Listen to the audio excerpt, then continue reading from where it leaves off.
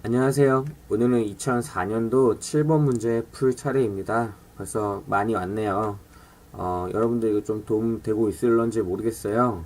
제가 처음 공부했을 때 이러한 좀 강의라던가 영상이 있으면 얼마나 좋을까 생각을 하던 걸 제가 좀 구현해 보려고 한 건데, 조금 제가 이제 해놓은 걸 보다 보니까 저도 좀 초보자인지, 좀 이렇게 아쉬운 부분들도 좀 있고, 좀 더 자세하게 설명하고 싶은데도, 시간의 제약이라던가 너무 길어질까봐 또는 뭐 제가 그 자료를 또 만드는 게 너무 힘들어서 좀 이렇게 제약되는 부분들이 있었는데 그럼에도 또 여러분들한테 누군가에게는 도움이 될 거라 믿고 또 제가 좀 부실하게 설명한 부분들 같은 경우는 2004년도 풀고 나서 2005년도 거 다시 되돌아가서 풀 때 또 계속 부연서 추가하면서 설명하도록 하겠습니다. 꼭 도움 되시길 바래요. 자, 7번 문제입니다. 자, 7번 문제의 주된 포인트는요, 바로 프로빗 모형입니다. 여러분들 프로빗 모형, 이제, 보통 이제, 정성적 반응 회귀 모형이라고 하는데, 이런 것들을 기본적인 건 알고 있다라는 전제로 제가 설명을 할 거예요. 그래서 일단은, 문제를 읽어보고요. 아주 기초적인 프로빗 모형의 함의 정도만 얘기하고 바로 그냥 문제 풀도록 할게요. 자, 연구자가요, 여러 가지 샘플을 어디서 모집했냐? 1167명의 결혼한 남자와 870명의 결혼한 여자들로부터 추출을 했다고 합니다. 자, 그래서 지금 어떤 걸 지금 모형을 알고 싶은 거냐면요. 이 차일드 6라는 애를 종속 변수로 뒀어요. 근데 이게 뭐냐면요. 이 사람들, 남자랑 여자들한테 애들이 있는데 그 애들이 6살보다 아래면 그쵸? less than 6 years old 이렇게 있죠? 6살보다 적으면은 1, 그쵸? 6살보다 많으면은 0, 이렇게 가변수를 설정한 겁니다. 그쵸? 그래가지고 이거를 이제 그 모형을 돌릴 건데요. 그 종속 변수가 이건데, 그러면 이제 그거랑 관련된 내 아이가 6살보다 많냐 적냐와 관련된 이제 그 설명 변수로서 age, 그쵸? 나이랑 그 남자랑 여자의 나이랑, 그쵸? 그 다음에 공부한 기간들이라던가, 이런 것들을 이제 놓고서 분석을 한 겁니다. 자, 그 다음에 이걸요, 그냥 돌린 게 아니라 프로빗 모형으로 돌렸다고 하고 있어요. 자, 여러분들 여기서 이제 제가 미리 좀 말을 해주건데, 남자나 여자가 나이가 많을수록 애들이 6살 이내일 확률이 높을까요? 안 높을까요? 낮겠죠, 당연히. 그쵸? 나이가 내가 50살인데 애가 6살 미만이기 좀 힘들지 않을까요? 그쵸? 공부하는 기간이 많아질수록 결혼을 늦게 한다던가, 그쵸? 대학원생들 생각하시면 돼요. 그럴 가능성이 높죠. 그쵸? 학력이 높을수록. 그러면 당연히 또 여기서도, 애들이 6살 이내일 확률이 이제 이번에는 높아지겠네요. 그쵸? 결혼을 늦게 하니까. 아이를 좀 늦게 낳을 테니까. 그쵸? 이런 것들을 이제 유추해 볼 수가 있을 거예요. 제가 미리 말한 이유는 뒤에서 이제 풀 거여서. 자, 그 다음에요, 만약에 베타1 플러스 베타2, 플러스 베타3s를 여기다 바로 종속 변수를요, 요렇게 차일드 6로 놔버리면요, 이거는 LPM 모형이 돼버려요. LPM 모형이. 알겠죠? 선형 확률 모형이어가지고, A랑 S를 했을 때 바로 그 확률이 나온다라고 좀 해버리는 거거든요. 그쵸? 근데 이제 여기서는 프로빗 모형으로 푼 겁니다. 자, 뭔지는 이따가 잠깐 보도록 할게요. 자, 그럼 프로빗 모형이 도대체 뭐냐? 이렇게 생각을 하는 거예요. 이 Z라는 애를 그냥 설정을 해버려요. 설정을 해가지고, 이 Z는 차일드 6가 아닙니다. 우리 눈에 보이지 않는 이 Z 스타니까 이제 별표 표시를 해줘야 되는데, Z 스타라는 애가 이따 쳐볼게요. 눈에 못 보여요. 뭐냐면, 어떠한 임계치가 있는데요. 이 Z 스타라는 임계치를 넘기면은, 그놈은 반드시 차일드 6가 1이다. Z스타가 1보다, 내가 갖고 있는 이 Z가 Z스타보다 작으면 그놈은 차일드 6가 0이다. 라고 하나의 임계치를 설정하는 거예요. 마치 이런 거죠. 여러분들이, 싸웠는데, 어떤 애가 이제, 누구랑 싸우냐 안 싸우냐도 보면요, 화가 나는 임계치가 있을 거 아니에요. 그 임계치 전까지는 화가 나도 참을 수 있는데, 임계치를 넘어갔을 때 주먹이 날아가는 거예요. 그럼 이제 문제는 뭐냐? 그 임계치가 뭔지 잘 몰라요. 근데 얘가 욕설을 얼마나 듣고 얼마나 괴롭힘을 당하고 얼마나 열받는 상황이 됐었을 때를 역추산해가지고 그 임계치가 뭔지를 지금 확률적으로 판단하려고 하는 거죠. 아, 얘가 욕설을 요 정도로 듣고 얘가 이 정도로 이렇게 짜증이 났으면 주먹을 날릴 확률이 몇 퍼센트구나 정도로 이제 추산하는 게 프로빗 모형입니다. 자, 그럼 봐볼게요. 이 지금 FZ는요 누적 확률 분포예요. 정확하게는 그 프로빗 모형이기 때문에요. 프로빗 모형은 표준 정규 분포의 누적 확률 분포를 사용합니다. 자, 뭐 이거 그래프 보면 아시겠지만 여기서 진짜 갑자기 급격하게 올라가죠. 자, 왜 그래요? 표준 정규 분포가 이렇게 생겼잖아요. 표준 정규 분포가 요렇게 생겨가지고 그렇죠? 여기서 확률이 중간으로 갈수록 누적이 이렇게 많이 되잖아요. 누적이 많이 되니까 훅 올라가는 거예요. 그렇죠?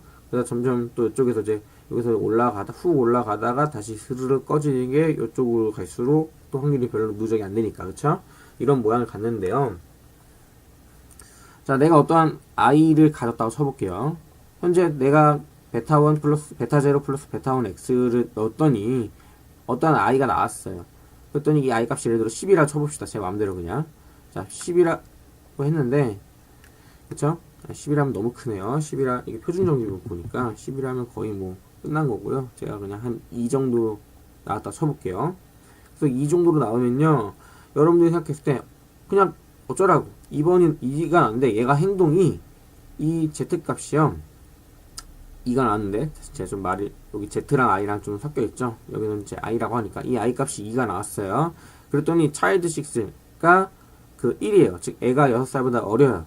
그쵸? 그럼 여러분들이 뭐라 생각할 수 있냐면 아 임계치인 이 임계치 여기서는 이제 여기서는 i니까 i 스타 여기서 보면 z니까 z 스타가 바로 요것보다 왼쪽에 있겠구나. 그쵸? 요걸 알 수가 있어요. 그쵸? 그래서 z 스타가 또는 i 스타가 요것보다 왼쪽에 있다라는 건 바로 요 높이 왜 그러냐 이게 누적 확률 분포이기 때문에 그래요. 뭐냐면은 전체 확률 이렇게 있었을 때 전체 확률 중에서 내가 여기가 이제 2라고 했을 때 이거 2보다 왼쪽에 i 스타 또는 z 스타가 있을 확률은요. 얘로 보면 면적이고요. 요 전체 면적이고 얘로 보면 요 높이가 되는 거예요. 그렇죠? 그렇게 해서 확률을 역추산하는 문제입니다. 제가 이제 설명해 보려고 하니까 요 정도 이상으로는 말을 못 하겠네요. 한번 꼭 잘 이해가 안 되시는 분들은 바로 그냥 문제 풀어보시면 아무런 의미가 없기 때문에 프로빗 모형의 함의를 꼭 이해하시고 다음 문제 봐보도록 합시다. 큐스터디에 나오는 프로빗 모형의 해설은 아주 완벽하게 잘 되어 있습니다. 그런 것들을 참고해 보셔도 되고요. 자, 제가 지금 이제 모형 설명하느라 거의 10분 가까이 써고 있는데 빨리 넘어가도록 할게요. 자, 그래서 뭐 좀 특이하게 뭐 이걸로만 이제 프로빗 한 게 아니라 또 뭐 Z 바로 또 하나의 모형을 돌렸다고 하네요. 뭐 그런가 보다 하면서 여러분들 이제 넘어가도록 할게요. 또 뭐 여기 기호 설명 열심히 해주고 있는데 당연히 이게 이제 누적 확률 분포가 라지 FZ이라면 확률 밀도 함수는 이거를 미분한 FZ 하면 이렇게 나오겠죠. 자, 근데 이거 보면요. 제가 아까 말한 것처럼 표준 정규 분포에 확률 밀도 함수가 나오고 있습니다. 그쵸? 자, 이제 문제 한번 봐볼게요. 자, 일반적으로요, 왜 연구자들이 이 차일드 6를 AG와 S로 그냥 OLS를 돌리지 않았냐. 아까 전에 제가 말했던 거죠. 이 Z로 돌린 게 아니라요. 이 Z라는 종속 변수 대신에 차일드 6라는 종속 변수를 그대로 갖고 와가지고 이렇게 돌리지 않았을까? 라고 물어본 거예요. 그쵸? 자, 그렇게 돌리면 무슨 모양을 했었죠? LPM 모형이 되는 거예요. 자, 그럼 여기서 뭘 얘기하면 될까요? LPM 모형의 단점에 대해서 열심히 까주면 됩니다. 이해되시죠? 항상 LSE 이쪽 파트는요, 이런 식으로 시작해요. LPM 모형이 얼마나 안 좋은 모형인지를 설명하는 식으로 문제를 시작합니다. 자, 그래서 이제 선형 확률 모형의 문제점 정리가 잘 돼 있어서 갖고 왔어요. 자, 첫 번째, 앞서 그 얘를 좀 갖다 놓고 같이 보면서 해볼게요. 만약에 이렇게 돼 있고, 자, 이게 이제 LPM 모형이죠. 자, LPM 모형에서요.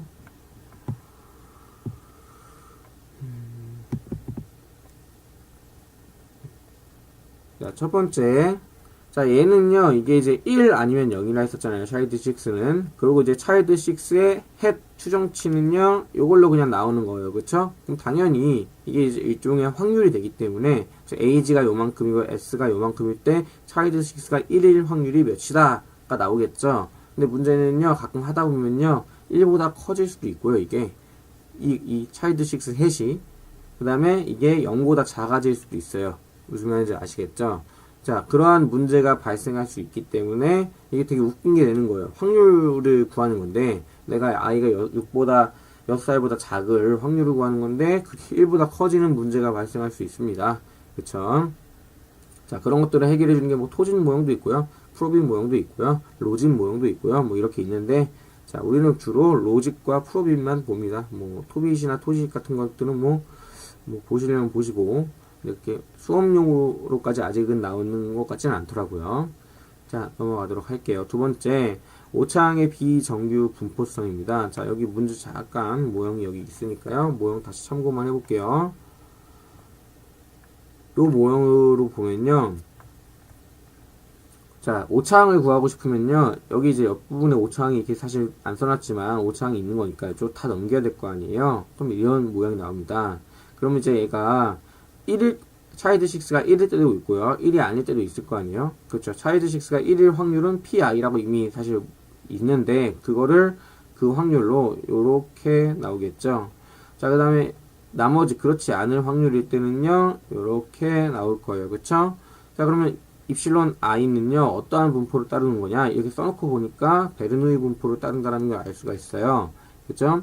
베르누이 분포를 따른다라는 건 우리가 저번에 봤던 오차항이 정규 분포를 따른다라는 문제랑 좀 가정이랑 조금 달라질 수 있기 때문에 뭐 그 정도의 뭐 문제는 뭐 그렇게 크게 있진 않아요. 사실 베르누이 분포도 대표부분에서는 정규 분포를 따라가기 때문에 뭐 그런 건 괜찮은데요. 문제는 이 2번 가정으로 인해 어떤 문제가 발생하냐? 잠깐만요. 우선 정규 분포인지 아닌지가 중요한 이유는 나중에 T 그런 통계량을 가지고 유의도 검증이 아니라 그 개수 값이 0으로부터 유의한지 아닌지를 할 때 T 검증을 하잖아요. 근데 그게 정규 분포가 아니면 그런지 아닌지를 확인할 수가 없기 때문에 그게 중요한 건데, 다만 베르누이 분포도 대표본에서는요 이렇게 정규 분포로 가기 때문에 그게 그렇게 큰 심각한 문제를 일으키지는 않습니다. 가정이 깨지긴 하지만, 다만 문제가 뭐냐, 이 베르누이 분포라는 걸 가지고 있기 때문에 이 오차항에 이러한 분포를 갖고 있는 오차항의 분산은 바로 이렇게 돼 있어요. 이거 베르누이 분포의 특징이거든요. 그럼 이게 뭐냐, 동분산이 아니라 이분산이 되는 문제가 있습니다. 자, 무슨 말이냐면 PI는요 베타 0 플러스 베타 1 XI니까요 요거를 여기다 이렇게 집어넣는다 생각해 보세요. 즉 입실론 베리언스 입실론 값이 X의 함수로 이루어진다라는 거예요. 그렇죠? 그렇기 때문에요, 당연히 베리언스 입실론 i가 xi랑 상관관계가 있어지고, 요거는 이분산의 문제가 생긴다라고 볼 수 있는 겁니다. 이분산의 문제가 발생하면 무슨 문제가 발생했었죠? 불편성은 문제가 되지 않으나 당연히 효율성 측면에서 문제가 생긴다고 했었죠. 자, 그러한 문제를 생길 수 있다는 것도 아시고요. 두 번째, 결정계수 R스퀘어의 의미상실. 자, 우리가 문제를 봐보면요, 이런 식으로 지금 LPM 모형을 한다는 건요, 이렇게 X라는 지금 설명 변수로 Y를 설명한다는 건 Y 값은 근데 0 아니면 1밖에, 2개밖에 안 갖고 있습니다. 이러한 식으로 지금 자료가 분포해 있는데요, 이거를 지금 점선식을 하나 딱 그으려고 하는 거예요, 지금 LPM은요. 당연히 좀 모순이 있겠죠. 그러다 보니까 R스퀘어라는 건 사실 유의미한 의미가 있을 때는 이쪽으로 이렇게 선을 따라서 분포할 텐데, 이런 식으로 지금 분포하는 거에서 R스퀘어 값을 구했을 때 당연히 R스퀘어 값이 굉장히 낮게 나오는 경향이 있겠죠. 그렇죠? 그 다음에 두 번째로, 간혹 R스퀘어 값이 매우 크게 나오더라도 이거는 이 점들이 이쪽으로 몰려 있어서 그런 거예요. 이렇게 몰려 있어서. 그렇죠? 아주 특이한 경우이기 때문에 그렇게 큰 의미가 없습니다. 즉 R스퀘어를 사용을 이렇게 안 하는 적합도 판정 기준, 이 모형이 잘 된 모형이다, 잘 안 된 모형이다 판정하는 기준으로서 쓰이지가 않습니다. 그쵸? 자, 마지막으로 LPM 모형은요, 어딨죠? LPM 모형 하나 또 여기 봐보면요, 이 마지널 이펙트를 아주 모호한 가정을 하고 있는데, 모호한 게 아니라 비현실적인 가정을 하고 있는데, 잠시만요. 자, 마치 이런 거예요. 에이지가 한 살 많아질 때마다, 그쵸? 베타2만큼 확률이 늘어난다. 그 확률은 아주 일관되고 똑같이 올라가게 되는 거예요. 한 살 한 살 먹을 때마다. 근데 현실은 그렇지 않겠죠? 한 살 먹을 때마다 그 확률은 막 변할 거 아니에요, 당연히. 그쵸? 특히나 뭐, 처음에 28살, 29살 이때는, 내 애가 6살이 될 확률이 거의 뭐 6살 이내의 확률이, 이내의 확률이 뭐 많을 거 아니에요. 되게 굉장히. 그쵸? 그러다가 이제 한 50대쯤 되면, 그때에서 이제 한 살 한 살 먹을 때는요, 또, 내 아이가 6살 이내의 확률에 주는 영향이 좀 굉장히 또 작을 거 아니에요. 그쵸? 이런 것들을 기본적으로 생각했을 때, 당연히 이 베타2는요, 고정된 값이면 안 된단 말이에요. 그쵸? 그런데 이제 얘는요, 차일드 6를 AG로 미분했을 때 베타2라는 고정된 값이 나오기 때문에 마지널 이펙트가 콘스탄트한 문제가 있습니다. 이런 것까지 지적해주면 될 것 같네요. 자, B번 문제 이제 봐보도록 할게요. 자, FZ의 쉐이프를 봤을 때요, 왜 이러한 쉐이프를 가지냐라고 했는데, 뭐, 아까 말한 대로 이러한 모양을 갖고 있습니다. 자, 이거는 뭐 여러분들이 기초 통계학적 상식이 있을 거라고 생각하기 때문에, 제가 정말 짧게 설명하고 넘어갈게요. 전에 말한 것처럼, 표준 정규 분포. 자, 여기서 뭐 이렇게 열심히 써져 있는데요. 이런 그래프 한번 그려주고요. 표준 정규 분포, 요렇게 그려진 애가 누적 확률 분포로 생기면 이렇게 생겼어요. 그쵸? 물론 여기 이제 점점 0이고요. 그쵸? 표준 정규라는 건 이쪽이 여기라는 거니까. 그 다음에 표준 편차가 1이고, 그쵸? 분산이 1이고, 뭐 이러한 정규 분포를 누적 확률 분포로 나타내면 뭐 이렇게 나타납니다. 제가 해줄 말은 별로 없네요. 그런 거에 대해서 열심히 설명해 주시면 됩니다. 그쵸? 넘어갈게요. 자, 프로비 분석이요. 왜 OLS의 문제를 해결할 수 있냐? 뭐 아까 말한 여기 계속 OLS라 쓰고 있는데 LPM 모형의 문제를 어떤 걸 너가 해결해 주냐라고 지금 하는 겁니다. 첫 번째로 아까 말한 것처럼 프로빈 모형은요, 이 모양이 그래프 모양이 이렇게 생겼기 때문에요. 아무리 이게 무한대로 I 값이 커지더라도 이 반드시 1 밑에 있고 0 위에 있습니다. 그렇기 때문에 첫 번째로 LPM 모형처럼 확률 값이 1보다 커진다던가 0보다 작아지는 문제가 해결이 됩니다. 그쵸? 자, 그 다음에 또 뭐가 있을까요? 지금 이제 OLS로 뽑았을 때 아까 전에 이분산 문제가 있다고 했었잖아요. 그쵸? 자, 그런데 이 프로빈 모형은요, OLS로 추정을 안 하고요, MLE로 추정합니다. MLE로. MLE라는 방식은 나중에 좀 구체적으로 설명할게요. 여기서 또 설명하면 이제 영상이 30분, 40분 그냥 넘어갈 것 같아서요. ML이라는 추정 방식이 있다라는 건 여러분들도 충분히 알고 있을 거예요. 자, 그래서 이제 뭐 이런 식으로 또 해결이 됩니다. 그 다음에 또 마지막으로 아까 전에 마지널 이펙트가 아주 콘스탄트한 문제가 되게 웃긴 문제라 했었죠. 지금 자료는 요렇게 있는데 얘네들이 지금 이렇게 올라가면서 아주 맨날 동일한 효과를 갖고 있다라고 지금 그 LPM을 가정하고 있단 말이에요. 그쵸? 그렇기 때문에 이걸 어떻게 완화하느냐? 프로빈 모형은 그래프 모형이 요렇게 생겼어요. 그쵸? 요래. 그쵸? 그래서 당연히 한계 효과. 여기 예를 들어 접선의 길이가 여기선 이거죠. 여기선 접선의 길이가 훨씬 더 가파르죠. 그쵸? 이런 식으로 한계 효과가 그때그때 다르기 때문에요. 어떠한 변수가 주는 한계적 효과가, 그때그때 다르다는 그 자체가 바로 LPM 모형의 한계를 해결해 준 겁니다. 그쵸? 여기 써져 있죠? 그, 콘스탄트 마지널 이펙트의 가정을 이제 완화시켜 준다라고 되어 있네요. 그럼 그때 그 한계 효과가 도대체 무엇이냐? 뭐 밑에 문제에서 물어봅니다. 바로. 자, 마지널 이펙트, 이제 그 프로빈 모형의 마지널 이펙트를 이제 한번 구해봐라 라고 되어 있네요. 자, 이것도 이제 별로 어렵지가 않습니다. 그 확률 관련된 함수 있잖아요. 그 함수가 뭔가요? 바로 누적 확률 분포 요놈이었잖아요. 그쵸? 요 FZ를요, X로 지금 미분한 겁니다. FZ를 X로 미분한 거니까, X로 바로 미분이 안 되니까 연쇄법칙으로 얘 함수인 Z 있잖아요. 요 Z를 연쇄법칙으로 이렇게 갖다 놓은 겁니다. 그쵸? 자, 그 다음에 누적 확률 분포로 지금 FZ를 Z로 미분한 거니까 이쪽은 당연히 뭐가 되겠어요?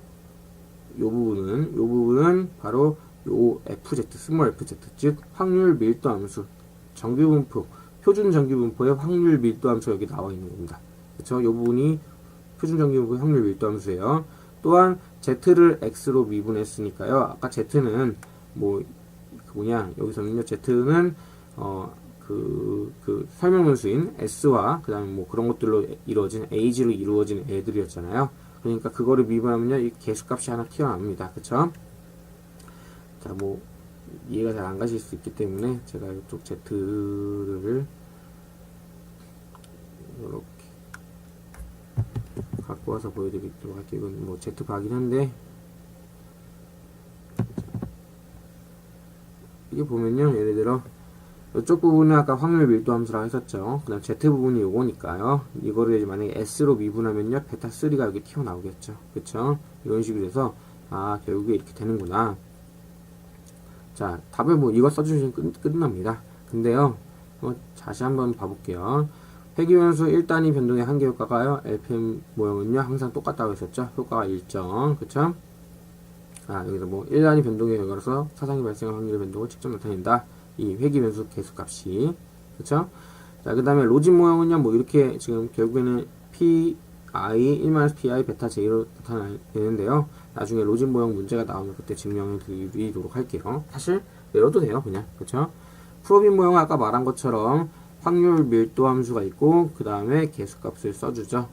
그쵸? 자, 그래서 이제 여기 이제 표를 이용해서 계산을 할 수가 있어요. 자, 표 잠깐 봐볼게요. 자, 우리 표가 여기 있었잖아요. 이 표를 이제 이용해서 단순히 수식만 보여주는 게 아니라 실제로 계산을 해 보여야겠죠. 자, 여기 그냥 위에 올려놓고 한번 봐볼게요. 얘를 이쪽으로 내려고 갖고 와서. 자, 뭐라고 되어 있냐면요. 자, 첫 번째, AG의 마지노 이펙트 한번 잠깐 봐봅시다. 자, 그럼 어떻게 보여야 돼요? FZ, 그쵸? FZ, 즉, FZ 곱하기 베타 J인데, FZ는요, 일단은 여기 써져 있지만, 0.368로 되어 있잖아요. 그쵸? 평균적인 것들을 구해달라고 했기 때문에, 그래서 여기 보면요, 여기 0.368이 여기 보이죠. 그쵸? FZ가 여기 있고요. 그 다음에 두 번째로, AG의 개수값이니까, AG의 개수값이 몇이에요? 이거부터 봐야겠군요. 0.368에다가 AG의 개수값인 0.137, 마이너스 137을 곱해준 겁니다. 그래가지고 이게 한계 효과가 얘는 이거다. 라고 나오는 거겠죠. 무슨 말인지 아시겠죠? 이런 식으로 반드시 한계 효과를 구하기 위해서는요, FZ 곱하기 해당 개수값, 이런 식으로 계산해 주는 겁니다. FZ 곱하기 해당 개수값. 나머지도 그렇게 구하시면 돼요. S의 한계 효과는 어떻게 구할까요? 안 보고 해보면 0.368에다가 그러면은 이거 0.132를 곱하는 식으로 해결되겠죠. 자, 피메일의 경우에는요, 0.272에다가 AG는 요거 곱해주는 거, S는 요거 곱해주는 거, 이런 식으로 나오는 겁니다. 이해되시죠? 오늘 좀 뭔가 말하는 게 되게 힘드네요. 문제가 어려워서 그런가? 자, 여기까지 되셨죠? 이 정도로 보고 넘어가도록 할게요. 충분히 다 이해하셨을 것 같아요. 자, 그 다음에요, 이 사인 오브 마지널 이펙트, 마지널 이펙트의 효과가, 네가 생각한 거랑 같냐라고 되어 있네요. 그쵸? 아까 이제 이거 계산한 거 그대로 이용하시는 건데요. 요거나, 그 다음에 요거나, 그쵸? 요거. 이런 것도 이용하는 건데요. 제가 대충 한번 설명해 볼게요. 자, 뭐냐면요, 아까 전에 제가 이것 때문에 설명 한번 해본 적이 있어요. 에이지가 커질수록요, 나이가 많아질수록 내 아들이, 또는 딸이 6살 이내 확률은 당연히 작아지겠죠. 그러면 여기 베타2의 방향은요, 음수일 확률이 좀 높아요. 에이지, 그쵸? 여기 음수죠, 그쵸? 그래서 실제로 한계 효과가 요거 곱하기 요거였었잖아요. 평균적으로. 그쵸? 자, 그래서 둘이 곱한 음수값이 한계 효과인데 실제로 그러한 효과를 갖고 있네요. 자, 그 다음에 S. 내가 공부 많이 할수록요, 아마 좀 결혼을 늦게 할 거예요. 공부하시는 분들은 결혼을 늦게 하시는 경향이 있으니까. 자, 그러니까 S가 커질수록요, 내 아들이 6살 이내 확률은 높겠죠. 그쵸? 그럼 이게 양수. 그쵸? 근데 실제로 봤더니 양수가 나왔네요. 그쵸? 그래서 이제 한계 효과를 구해보니까 이 0.132에다가 0.368을 구한 양수값이 나오겠네요. 그쵸? 자, 예측한 대로 나오고 있습니다. 정도로 설명해 주시면 됩니다. 되셨죠? 자, F번 문제를 봐보도록 할게요. 세미나에서 누가 물어봤대요. 마지노 이펙트 S가 남자랑 여자 입장에서요. S 이 부분 있잖아요. 여기는 0.32였고 여기는 0.94였으니까 마지노 이펙트를 구하려면 요거 곱하기 요거랑 요거 곱하기 요걸 해줘야 될 거 아니에요. 그쵸? 이게 남자랑 여자 사이에 아주 그 뭐냐 다르다, 시그니피컨틀리하게 다르다라고 되어 있을 거잖아요. 그쵸? 그렇게 주장을 했어요. 그럼 그걸 좀 확인해 보고 싶어요. 어떻게 해야 될까요? 자, 답은 단순합니다. 더미 변수 넣으면 돼요. 더미 변수로요. 남자를 의미하는 뭐 맨이라고 하던가 해가지고 메일이라고 되어 있네요. 메일이란 더미 변수를요. 이쪽 이제 콘스탄트에도 넣고 age의 기울기 변수도 넣고 그 다음에 그냥 s의 기울기 변수도 넣어가지고 그걸로 이제 그 더미 변수가 실제로 0에 가까운지 아닌지에 대해서 이제 확인을 해주면 된다 정도로만 답이 나와 있습니다. 단순하죠. 다만 이게 조금 여러분들이 순간 착각하기 쉬운 게 이거 저거 아니야? 그 구조적 단절점 또는 모형의 구조적 차이를 발생시키는지 안 발생시키는지 확인하는 뭐 차후 검정 아니야? 뭐 이렇게 생각하실 수도 있어요. 그렇죠? 다만 이거는요 그 프로빈 모형이기 때문에 거기서는 이제 차후 모형 같은 걸 잘 쓰지 않더라고요. 차후 검정 같은 거를. 근데 지금 그게 왜 그럴까를 뭐 제가 수학적으로 엄밀하게 다 알고 있는 건 아니거든요. 다만 제가 생각했을 때 일단 첫 번째로 프로빈 모형은 OLS가 아닌 MLE 모형으로 도출하고 있기 때문에 그 일반적인 그 오차항의 가정과 같이 차후 검정을 쓰기가 어려운 것 같아요. 그래서 이렇게 더미 변수로 해가지고 더미 변수의 어떤 그 유의성을 확인하는 식으로 내는 것 같습니다. 자, 이것도 뭐 별로 그렇게 어렵거나 중요한 문제는 아닌 것 같은데 이 정도로 제가 설명해 드리도록 할게요. 자, 이쪽 파트는요, 제 생각에는, 프로빈 모형이라든가 이런 걸 아시는 분들 입장에서는 별로 어렵지 않은 파트입니다. 여러분들이 이제 기본적인 책을 공부하셨으면은 프로빈 모형에 대한 설명이 있기 때문에, 사실 이렇게 저의 추가적인 설명이 그렇게 필요하지 않은 부분이 아닐까라고 저는 스스로 생각했거든요. 그래서 좀 설명을 조금, 그렇게 막 상세하게 모형 자체를 설명하진 않으면서도 가볍게 본 경향이 있어요. 혹여 또, 난 근데 솔직히 잘 모르겠다. 책을 봐도 너무 모르겠다 하시면은, 다음번 2005년도 문제는요, 좀 시간이 걸리더라도, 이론적인 부분에 대한 설명을 조금 해드리도록 할게요. 다만, 제가 지금 항상 말하듯이, 저는 선생님도 아니고, 전공자도 아니기 때문에, 설명을 해봤자, 제가 뭐 얼마나 잘하겠습니까? 여러분들 그냥, 이렇게 들으시면서, 조금 도움 정도 받았다 정도로만 가볍게 들으시면 좋을 것 같아요.